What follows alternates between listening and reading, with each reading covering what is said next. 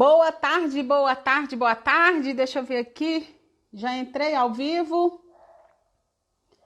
Vamos ver, o Instagram tá me avisando. Acredito que sim, né, gente? Bora, bora, bora. Deixa eu mandar esse vídeo aqui.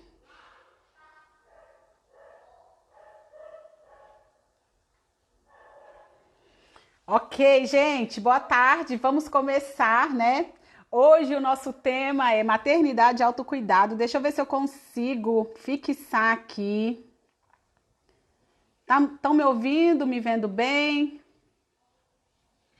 Maternidade, autocuidado. Deixa eu tentar fixar. Vamos ver se hoje eu consigo fixar. Preciso de uma aula, gente, de como consegue fixar esse comentário aqui. Não consigo. Olha lá. Ok, então tá ok, né? Bom, não consegui fixar para variar. Consegui só uma vez fixar o título da live. Enfim, deixa quieto. Gente, então, boa tarde, tá? Boa tarde, vamos começar agora. O nosso tema é maternidade e autocuidado. E é um tema que eu percebo que a gente precisa falar muito. Quem quiser apertar aí o aviãozinho, encaminhar esse vídeo para alguém, fique à vontade para a gente começar o nosso tema hoje. Hoje eu mudei, né, o horário da live. Tô fazendo à tarde para eu ter um tempo maior para mim à noite. Vamos ver como vai ser, até porque à noite a estabilidade do Instagram tá muito assim difícil. Muitas lives, as conexões estão caindo. Semana passada a live começou, teve que encerrar para começar de novo. Ei, Nayane, tá vendo aí a Vanessa? Então, assim, eu tô testando esse horário para ver como vai ser, se a gente tem mais estabilidade também na conexão, para a live não cair e ter que voltar, tá bom? Bom, então já que estão me vendo e me ouvindo bem, vamos começar, tá? Bom, eu pensei nesse tema, né, de maternidade e autocuidado, porque eu vejo que isso é urgente, né, o quanto que a gente precisa mesmo disso, sabe? O quanto que as mães precisam de cuidado, o quanto que isso é interessantíssimo, isso é importantíssimo, não só para o vínculo familiar, mas para o vínculo mãe e filho também. E como mãe, né, as mães, eu amo falar para as mães, então vamos conversar sobre isso, tá? Bom, então assim, gente, quando a gente tá bem, quando a gente se sente bem, quando a gente se sente preparado, quando a gente tá mais disposta para a vida, as coisas fluem muito melhor, né? É muito mais prático, é muito mais fácil viver quando a gente está se sentindo bem. Até os problemas, quando eles aparecem, a gente simplesmente dá conta, né, de lidar com eles, de resolvê-los e de seguir em frente. E fica tudo bem. Só que quando a gente tá com alguma dificuldade, quando tem algo que está incomodando a gente, quando tem algo que está machucando a gente, quando a gente está com uma certa dificuldade ao lidar com as nossas emoções, fica mais difícil para a gente para poder lidar com todas essas situações. Qualquer probleminha vira um caos. O choro do seu filho vira um caos. O grito do seu filho vira um caos. Tudo que o seu filho faz, o mau comportamento dele, a birra dele, tudo isso vira um caos. Por quê? Porque a gente já não está bem para lidar com aquilo. A gente não está aguentando a nós mesmas, as nossas próprias emoções, a lidar com as nossas próprias dificuldades. E aí a gente acha muito mais difícil, né? Ter que lidar com as dificuldades dos nossos filhos. E eu percebo isso assim, o tempo todo, é todos os dias na prática. Quando eu estou disposta, quando eu estou melhor comigo, quando as coisas estão bem, ou quando eu percebo, não, hoje eu tive um dia difícil, eu sei como eu vou me relacionar ou não com a minha filha. Se tá puxado pra mim, na hora que ela grita ou na hora que ela chora, lá dentro de mim vem, ai, que saco. Mas aí eu sei que eu é que tenho que lidar com isso. Não é eu brigar com a minha filha porque ela chorou, porque ela gritou. E isso, gente, é um teste que a gente faz todos os dias, a todo momento, o tempo todo. Esse autocuidado, né, esse autocuidado materno, ele deve acontecer o tempo todo. A gente precisa de cuidar de nós mesmas o tempo todo, porque a gente não deixa de ser mãe. Uma vez mãe, sempre mãe, né? A gente precisa disso para a gente poder se relacionar. E olha só, no mundo em que vivemos, né, a inteligência emocional, gente, ela faz muito mais sentido do que simplesmente a inteligência cognitiva. Claro que a gente precisa, né, de aprender, de todas essas coisas. O cognitivo, ele é importante para a gente conseguir, né, adquirir recursos. Mas quem tem uma inteligência emocional sai lucrando muito mais. Saber lidar com as emoções é algo urgente, é algo para ontem, sabe? A gente precisa muito aprender a lidar com essas emoções. E por isso que a gente precisa falar sobre isso, porque eu vejo que quando as mães não conseguem lidar com as próprias emoções, fica muito mais difícil para elas. Ei, Luiz, tá joia? Fica muito mais difícil para essas mães lidarem com os próprios filhos, sabe? Então a gente precisa urgentemente saber lidar com as nossas emoções. E aí tem um estudo aqui, eu até anotei. Em 2014, gente, a OMS colocou que 1 a cada 5 crianças desenvolvem algum transtorno, né, mental. Então, talvez uma ansiedade, alguma situação que gere nessa criança ansiedade, depressão, algum problema de saúde mental, emocional. E isso é urgente, sabe por quê? Porque os adultos também, 1 a cada 4, existe um estudo um pouquinho anterior a esse de 2014, dizendo que 1 a cada 4 adultos, 25% dos adultos também tem algum tipo de transtorno mental. E nas crianças, a OMS colocou em 2014 que 1 a cada 5, 20%, tem aí algum transtorno mental. E eu aqui no meu consultório, aqui no meu cantinho, recebendo, né, os pacientes que eu recebo, eu percebo que isso realmente acontece. Hoje em dia, a saúde emocional, ela é muito importante, a gente precisa muito desenvolver. E quando imagina, se os pais têm dificuldade com essa saúde emocional, se eles têm transtorno de ansiedade, se eles têm transtorno, né, depressivo, se eles não conseguem lidar com as próprias emoções, vai ser muito difícil para eles ensinarem isso aos filhos. A inteligência cognitiva a gente aprende lá na escola, né? Português, matemática, enfim, a gente vai aprendendo muitas questões na escola. Mas a inteligência emocional, ela também poderia ser ensinada na escola. Algumas escolas têm programas de inteligência emocional. Por exemplo, eu sou facilitadora do programa, né, de educação emocional positiva, e é um programa que pode ser desenvolvido em escolas, em faculdades, em empresas, em vários ambientes.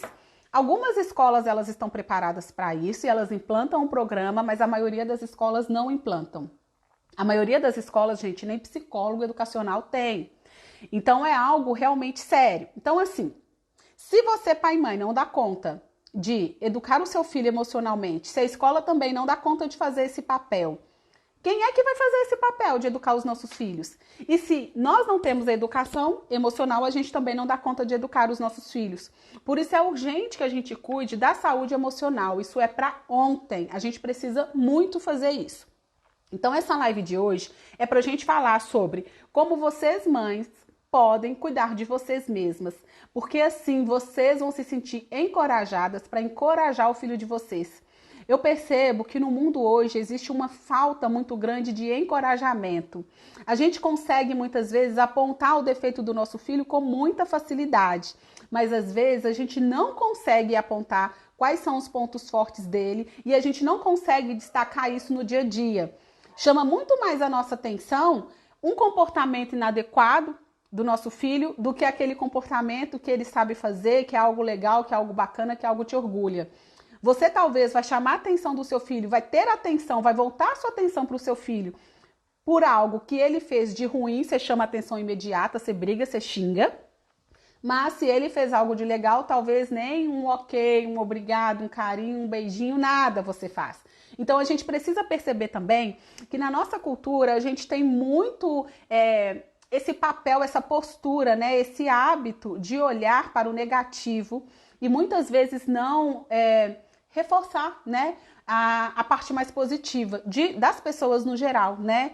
Nos nossos relacionamentos, nas pessoas que a gente convive e também nos nossos filhos. Então é algo urgente que a gente precisa fazer. Visto isso, né, que os pais precisam cuidar de si para aprenderem a cuidar dos próprios filhos, a gente precisa pensar assim: como que eu vou construir uma família saudável se eu não consigo ser saudável? E aí, imagina uma família que a mãe tem um transtorno, sei lá, de ansiedade, o pai tem um transtorno depressivo. Imagina o filho nessa família, como que deve ser difícil para ele, né? Porque ele baseia os relacionamentos dele naquele primeiro relacionamento ali dos pais, dos cuidadores, tá? Porque não são só os pais, não. Às vezes a criança passa o dia com alguém, né? Às vezes a criança passa o dia na escola e aí a gente precisa cuidar disso, tá? A gente precisa olhar para isso. Então, se eu não tenho saúde emocional, se eu nem sei o que é isso, porque tem pessoas que acham que isso não existe, acham que isso é balela, como que eu vou conseguir ensinar isso para o meu próprio filho? Então, as mães, gente, elas precisam de cuidado muito especial. Ontem mesmo eu estava conversando com uma amiga e ela me falando que ela teve, né, depressão pós-parto e que ela só foi descobrir assim depois, que ela só foi perceber depois, que ela estava totalmente fora de si. Então, assim, ela tá tendo um tempo agora para recuperar, claro, ela foi para terapia, ela se cuidou, ela fez muitas coisas, mas olha, ter uma depressão pós-parto, gente, é algo que impacta diretamente ali na vida da criança, né? Então, nós mães, nós precisamos muito, mas muito mesmo nos cuidar. Assim, a gente tem uma maternidade muito mais leve. Eu fico vendo tantos programas para pais, né, assim, maternidade mais leve, faça isso para uma maternidade mais consciente. E eu sei que isso é urgente, eu sei que toda mãe tem essa dor, que toda mãe quer sim ter uma maternidade mais tranquila, quer saber lidar melhor com seu filho, quer saber lidar melhor com as suas próprias emoções, né? Mas aí, às vezes, quando o seu filho chora, você pensa, meu Deus do céu, que menino chorão, para de chorar, pelo amor de Deus. Porque no fundo, você tem muita coisa aí dentro de você para chorar, para colocar para fora, e você não se sente acolhida para fazer isso. Você não sente que você tem oportunidade mesmo, direito de chorar as suas próprias dores. E aí, quando o seu filho vai lá e chora, isso toca numa ferida tão profunda sua que você se irrita completamente, né? Eu mesma, gente, eu sou uma pessoa assim que, no geral, muitas vezes eu procurei sempre agradar muito as pessoas, sabe? E às vezes, ainda hoje, quando eu tô na casa do meu pai e minha filha começa a chorar, ou a gritar, ou fazer alguma coisa lá, eu penso, poxa, tá incomodando. E aí eu começo a ficar irritada com aquilo e desconto nela. Então, assim, eu tô me policiando agora para perceber que essa necessidade de fazer tudo certo, de querer agradar, de não perturbar, de não ser bagunceira, é algo meu, não é algo da minha filha. A minha filha, na casa do meu pai, ela é neta. E tudo bem ela, às vezes, chorar lá, acontecer alguma situação em que ela chora e tá tudo bem. Então, é uma coisa minha. Vocês percebem? Olha, eu consigo perceber que é algo meu. E aí, eu preciso ainda, tô falando pra vocês, eu ainda preciso me policiar quanto a isso. Porque muitas vezes, quando eu vejo algo acontecendo e a gente não tá em casa, principalmente é mais na casa do meu pai, né? Tem a ver com as minhas relações, coisas que eu que tenho que cuidar. Isso me irrita. Sabe? Agora, se é em casa, a minha postura, eu percebo que eu consigo ser muito mais acolhedora. Muito mais acolhedora. E isso, eu tô falando isso aqui para vocês perceberem o quanto que as nossas emoções influenciam diretamente na nossa relação com o nosso filho. Então, se eu me sinto o tempo todo indisponível, se eu não dou conta, se eu me irrito com tudo que a minha filha faz o tempo todo, como que eu vou criar uma relação saudável com ela? Como que eu vou criar um ambiente familiar saudável para que ela cresça? E se eu não estou em um ambiente familiar, na família que eu construí, como que eu vou estar saudável também? Por isso a gente precisa muito cuidar disso, sabe? A gente precisa urgentemente cuidar das nossas emoções, isso é essencial. Bom, então ok, a gente já sabe que existe estudo falando que a cada 4 adultos tem transtornos mentais. Em 2014, a OMS pontuou que 1 a cada 5 crianças também tem transtornos mentais. Aqui eu tô falando, tá? Ansiedade, depressão, transtornos alimentares também. E aí isso também influencia a maternidade, né? Lá no nosso processo de introdução alimentar, como que a gente faz isso e várias outras coisas. Então, uma coisa, a gente vai desencadeando, vai puxando as outras. Por isso não tem como a gente ficar pensando assim na nossa maternidade, pensando só, Isabela, meu filho não quer fazer dever. Que técnica que eu uso para ele fazer? Não é técnica, gente. Não é técnica. É você entender primeiro qual o sentimento que você sente quando seu filho se recusa a fazer dever. Como que é isso para você? Você olha para você? Quando você consegue olhar para você, aí sim você consegue olhar para o seu filho. Porque você entende a sua emoção, entende o seu sentimento e aí você fica preparada para poder olhar para o seu filho. E o seu filho, qual que é o sentimento, qual que é a emoção dele ao precisar realizar uma tarefa de casa? Às vezes, né, a gente quer as respostas assim, na hora, as respostas prontas. E isso, gente, não acontece, né? O processo, por exemplo, de orientação de pais, que é um trabalho que eu faço, que é um processo de quê? Educar esses pais, preparar esses pais para algo que é deles, que é o relacionamento com o filho.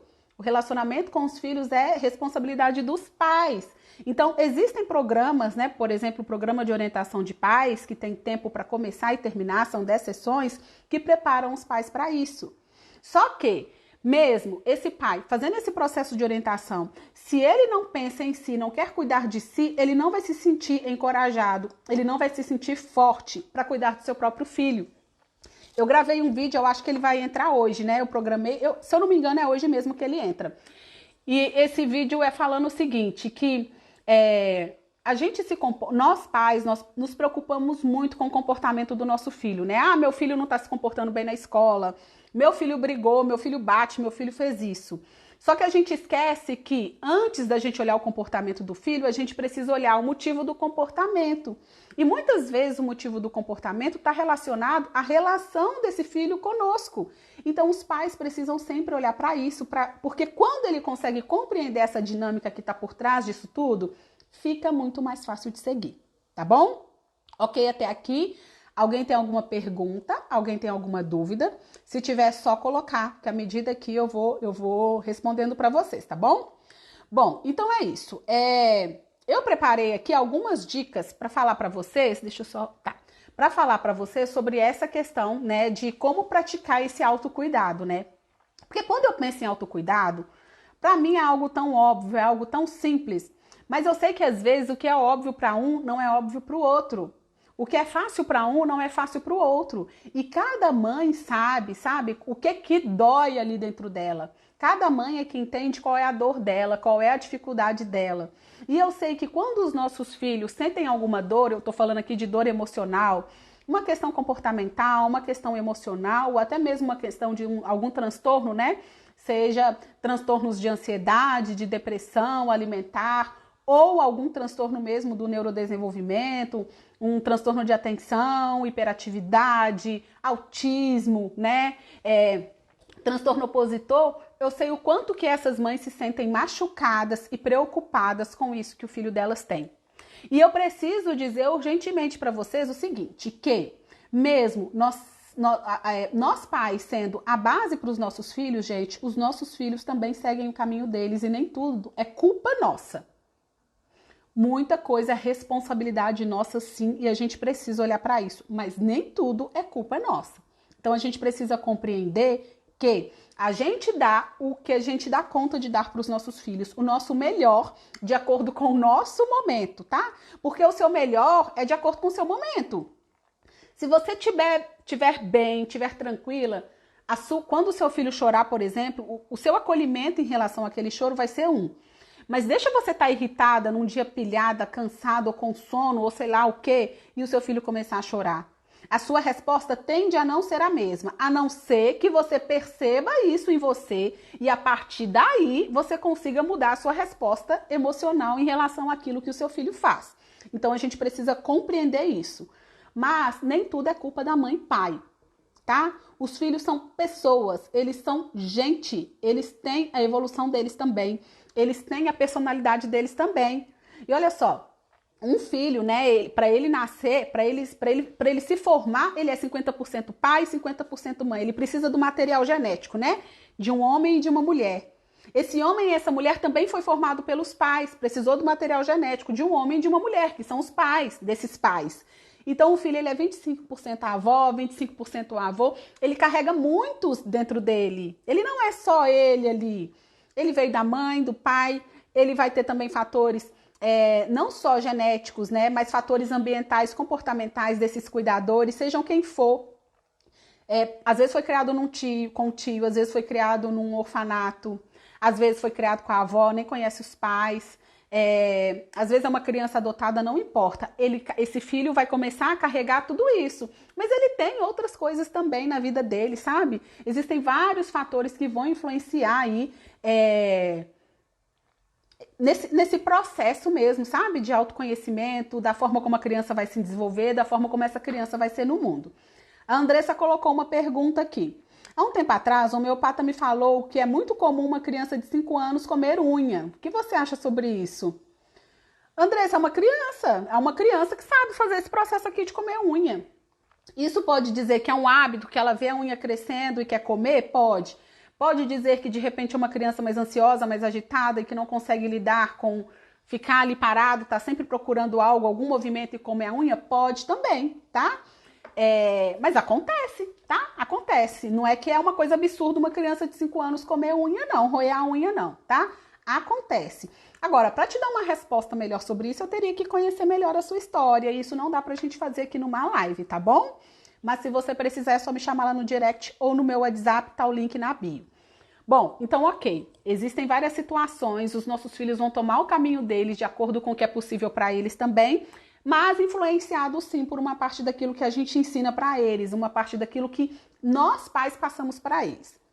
Então ok, hoje, eu percebo que hoje assim existe um movimento muito grande dos pais terem mais consciência no processo de educação.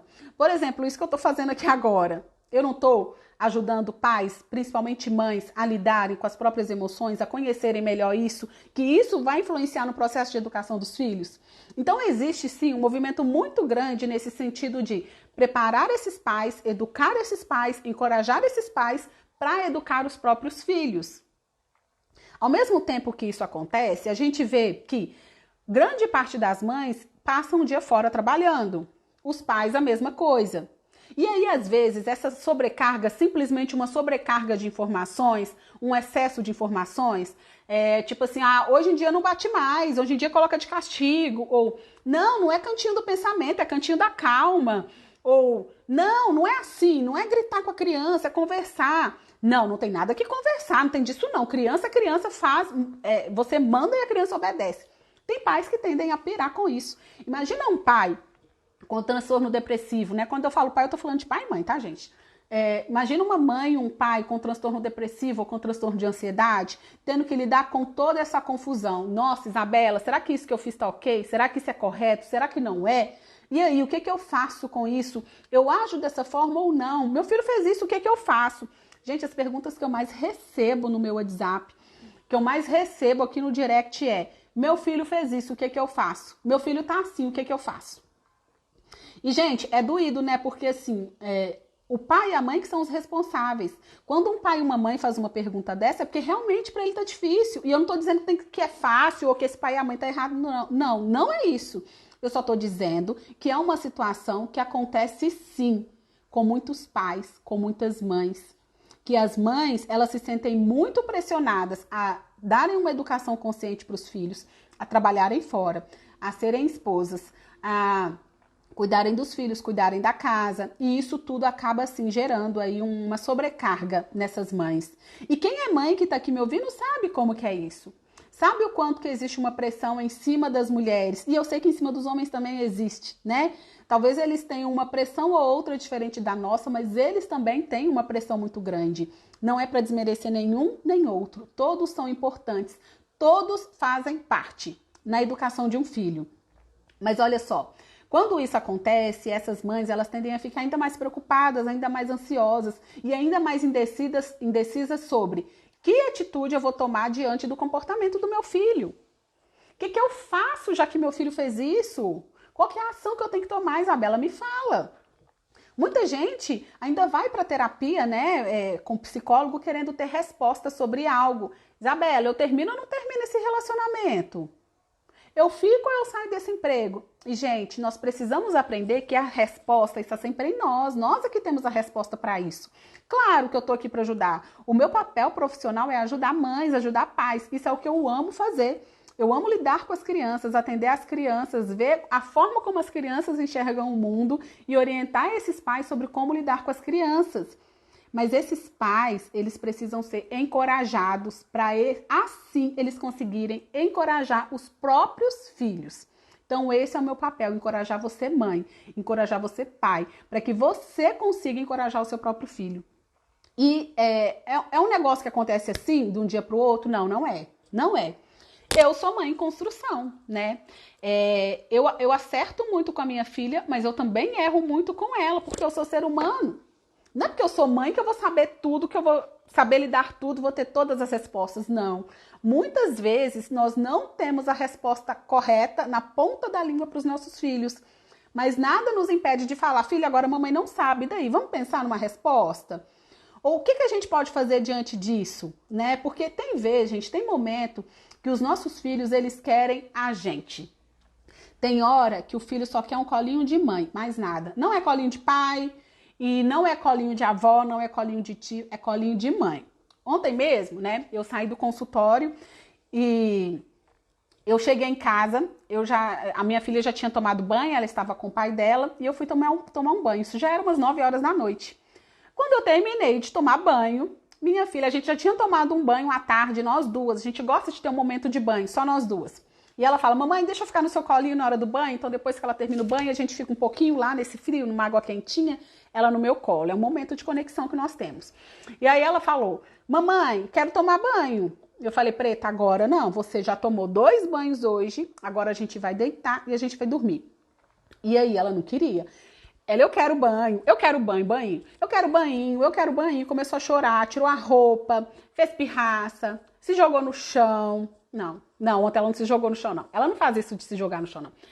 Mas fez pirraça, falando que queria banho. A mamãe não quer me dar banho. A mamãe não gosta mais de tomar banho comigo. Foi o jeito dela.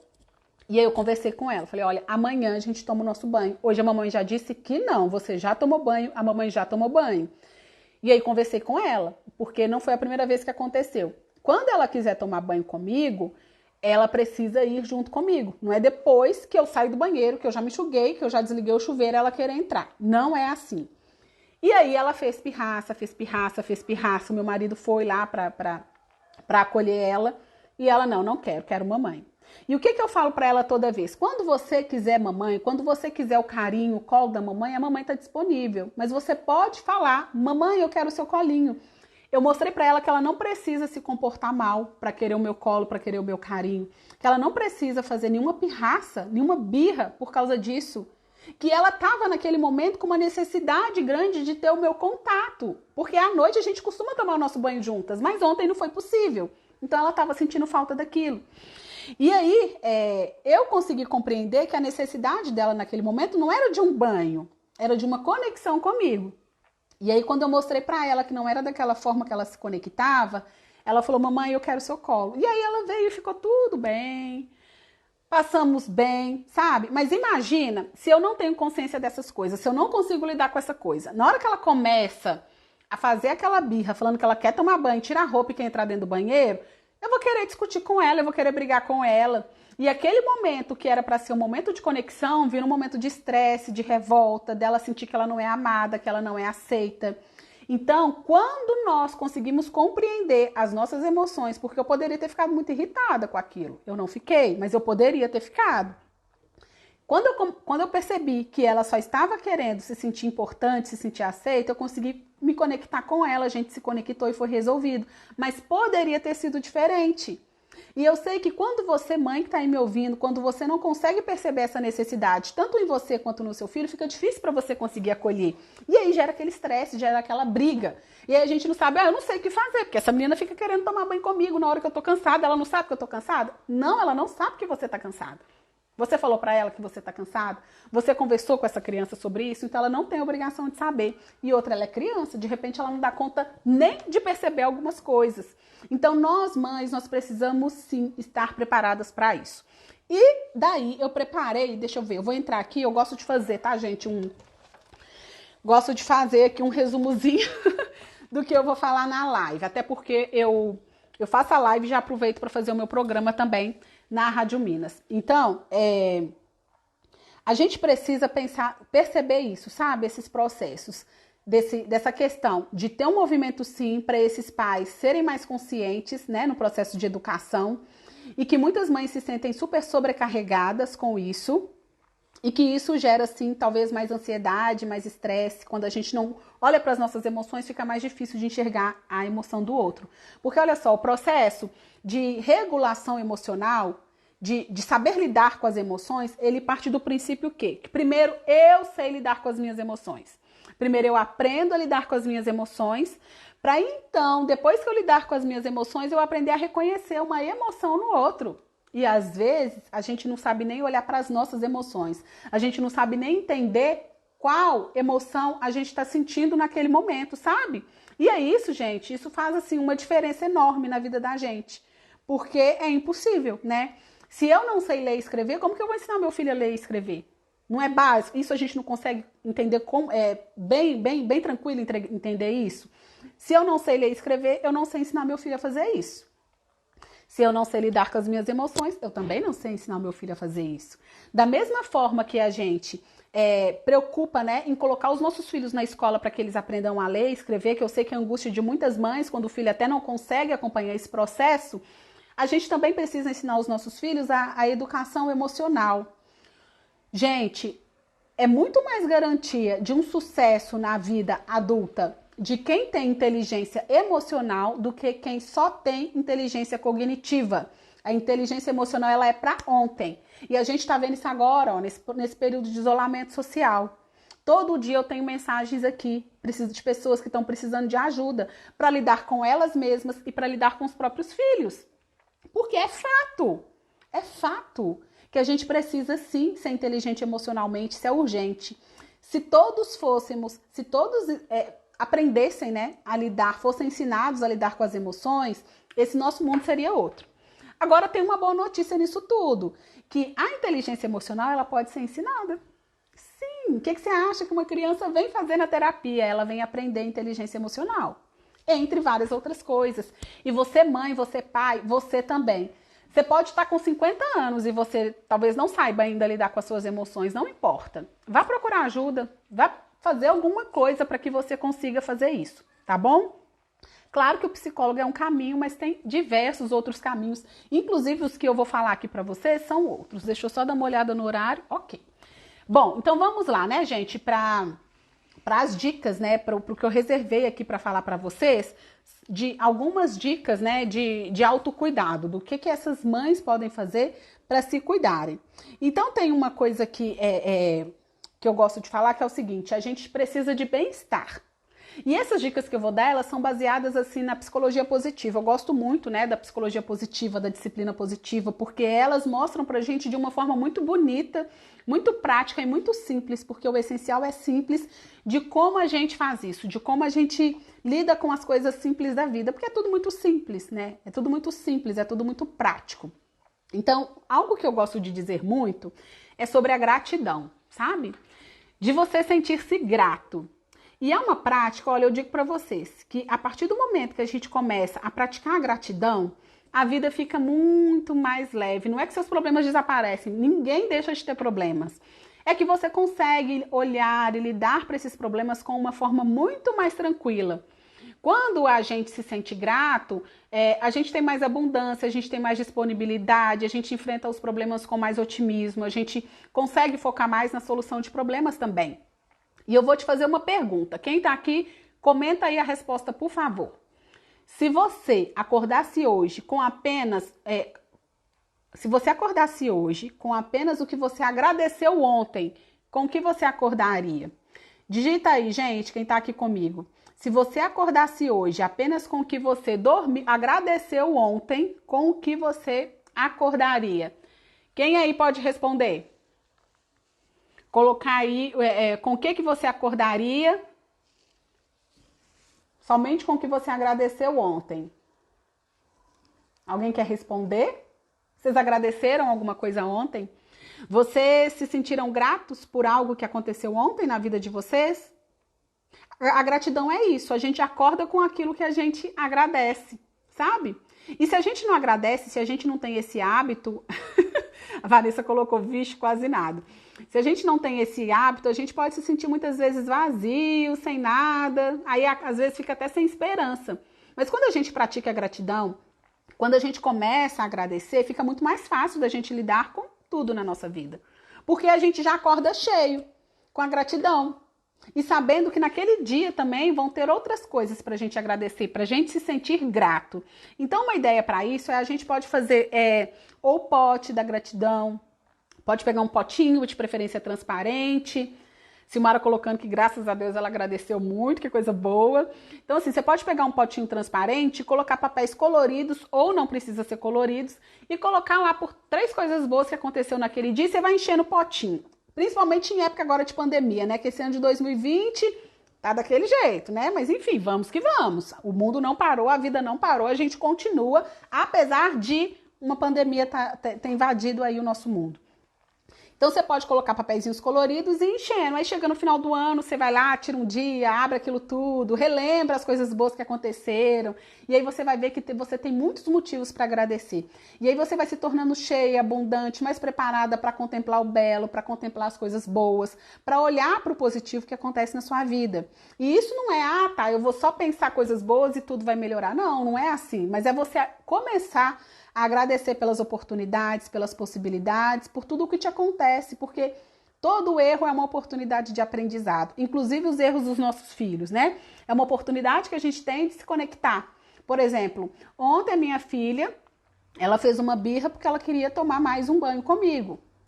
E aí, através daquele mau comportamento dela de ficar chorando, gritando porque ela queria tomar mais um banho comigo, foi uma oportunidade de eu me conectar com ela, né? Eu peguei ela no colo, fiz um carinho nela, nós conversamos, fizemos um lanche e aí a gente foi dormir, ok? Então, assim, a gratidão. Pode fazer num caderno, pode fazer num pote. Se não quiser nada disso, é aqui, faça mentalmente. Pense sobre isso. Por exemplo, lá em casa a gente gosta, né? Na hora de deitar, cada um agradece pelas coisas boas, relembra as coisas boas e aí faz a oração. Então, Silmara colocou, não, pensando bem, eu fiz mais pedidos do que agradeci. Então, olha só, né? Olha só que coisa, como que é, né, Silmara? Você mais pediu o quê? Será que você mandou uma mensagem também de que tá te faltando algo? Então, olha um pouco mais para isso. A gente precisa começar a agradecer também. Às vezes a gente só quer pedir, mas a gente pode agradecer pelo que a gente já tem, porque senão a gente só fica com a falta, né? A gente só fica olhando para aquilo que não tem, e a gente esquece de olhar para aquilo que tem. Oi, João, boa tarde. Bom, Vanessa colocando, quando minha filha, tá, dorme comigo, agradeço muito, porque ela me pergunta como foi meu dia e pelo que eu agradeço. É porque a gente lá em casa, a gente tem essa prática, né? Todas as noites a gente faz isso, então quando ela vai dormir na sua casa, ela faz também. Ai, ai. Bom, então vamos lá, o Diário da Gratidão. Outra coisa, explorar as suas forças pessoais. Eu já falei em algumas lives sobre um teste que chama Teste VIA. Ele é da psicologia positiva. É um teste que fala das nossas forças pessoais. Nós temos 24 forças pessoais e tem algumas que se destacam, que são mais fortes na gente e outras que não. Então esse teste, ele ajuda a gente a perceber o que eu tenho de mais forte em mim. E aí a gente aprende, quando você olha ali e vê o teste, você preenche lá algumas perguntinhas, responde lá algumas coisas e sai um relatório dizendo quais são as suas forças pessoais. Isso é baseado na psicologia positiva, tá, gente? Sai lá quais são as suas forças pessoais. E aí, ali, as 6 primeiras são as primeiras forças que saem no relatório, são as que são mais fortes em você. E aí você imprime aquele relatório, olha lá no computador e você vai ver quais são ali as 6 que se destacam, as 6 primeiras. E aí você vai saber quais são as suas forças. Quando você sabe quais são as suas forças, você trabalha em cima disso, você aproveita dessa força que você tem. Sabe esses desenhos assim de super-heróis que eles têm, sei lá, aqueles poderes? O poder é soltar fogo, o outro é sei lá o quê, não é? Congelar. Esse faz isso, esse faz aquilo. Esse teste, ele mostra pra gente isso também. E aí a gente trabalha com isso. Os super-heróis, eles não trabalham com a força deles, com o poder que eles têm. O teste VIA, ele mostra isso pra gente. Então, quem tiver interesse, me chama no direct e me pede o e-book das forças pessoais que eu mando para vocês. Vocês vão aprender quais são as 24 forças e fazendo o teste vocês vão descobrir quais são as forças mais preponderantes aí em vocês e aí fica mais fácil de lidar com as coisas mesmo no dia a dia, beleza? Um outro ponto que eu coloquei aqui de autocuidado é a atenção plena. É da gente conseguir ter um minutinho pra gente, sabe? Conectar às vezes com a gente. Eu tenho muita necessidade disso, sabe? Às vezes, por exemplo, o momento que eu vou ter isso é no banho, que eu vou ter um tempinho só eu comigo mesma. Às vezes é na hora que eu já vou dormir, mas é importante a gente ter esse momento. Se você puder praticar meditação, comece com 1 minuto que seja por dia, mas pratique, mesmo que seja 1 minuto por dia, comece com a meditação. E aí você vai ver como que isso como é melhor, porque a gente se conecta conosco mesmo. Muitas vezes a gente passa os dias desconectados das nossas próprias emoções, dos nossos pensamentos, do que a gente sente. E aí a gente começa a se comportar de determinadas maneiras que a gente nem entende por que a gente está se comportando daquela forma. Outra coisa de autocuidado, eu nem tinha separado essa dica aqui, mas me veio agora, que é cuidar da nossa criança interior. A gente precisa muito, mas muito mesmo, cuidar da nossa criança interior, sabe? E ontem mesmo, né, eu fiz uma constelação, porque eu sou consteladora familiar também, e o que veio, né, na constelação foi isso, de cuidar, o quanto que essa pessoa estava com a criança muito ferida. E quando a gente não olha para a nossa criança, que é essa que vive dentro da gente, né, com aquelas memórias de toda a nossa infância, da forma como a gente olhou, da forma como a gente interpretou a nossa infância, essa criança ferida, ela passa a tomar conta. Sabe quando a gente fala algo dentro de mim, não sei bem por que eu faço isso, e a gente fala, é inconsciente? Esse inconsciente, ele tá ligado à nossa criança interior, aquela criança que chora, que tá ferida, que talvez não se sentiu importante. Essa criança, ela tanto está ferida como ela é também a nossa força. Então, quando a gente olha para essa criança, fica mais leve. E ontem, essa cliente, né, que ela veio constelar, deixa eu só olhar que ela veio constelar, ela falou assim, Isabela, às vezes eu converso comigo mesma. Eu fico conversando, a Silmara, criança interior, eu fico conversando comigo mesma, tipo assim, eu não quero almoçar, eu penso, não, você precisa almoçar assim, eu vou lá e faço algo para eu comer e como. E isso é conversar com a criança, é cuidar da criança, porque muitas vezes essa criança que vive dentro de nós, ela é birrenta. Ela sabe às vezes que tem algo que tem que fazer que é correto, mas ela não faz para chamar atenção. E a atenção de quem? Dela mesma. Às vezes a criança, a nossa criança, nossos filhos, eles não fazem, eles sabem, por exemplo, que tem que tomar banho. E aí não quer ir tomar banho para chamar a atenção de quem? Dos pais.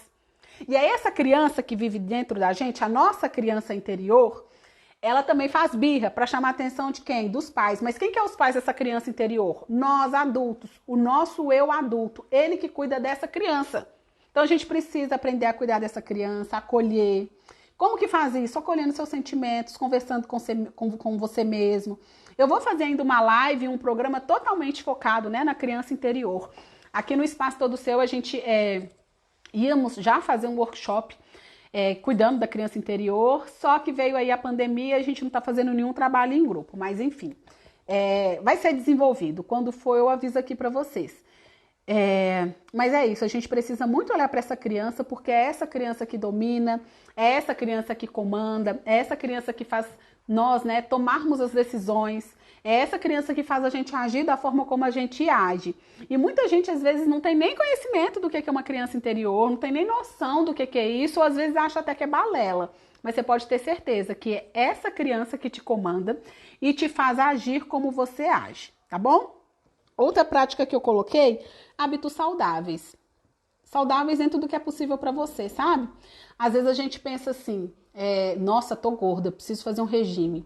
Tô gorda, preciso fazer um exercício físico. Mas olha só, educação alimentar não é para quem tá gordo ou tá magra, não. Comer bem faz bem para nossa saúde.